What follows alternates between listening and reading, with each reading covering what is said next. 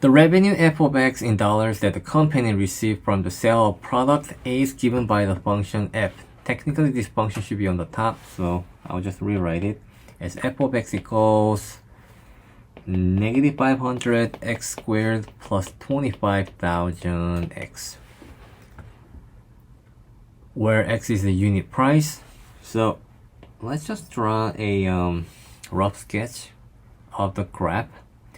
If you call this x and call this y, or which is equivalent to f of x, they said x represent the unit price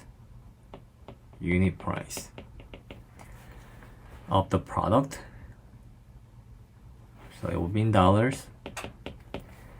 And the graph y equals f of x.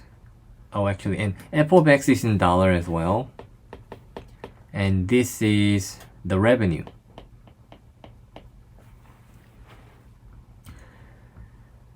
So when you graph this, the xy plane intersects. So here is highlight. XY plane intersects the x-axis at 0 and a. Okay, so at 0 and a, if it's crossing the x-axis, the y has to be 0. We have 0, 0. So what does that represent? Now, one thing to be aware is that the fact that you have a leading coefficient is less than 0, because that's negative 500, tells us this quadratic function has to face downward. Okay, so here's just a rough sketch. It doesn't have to be exactly like this, but the general trend is that it has to face downward due to the negative leading coefficient.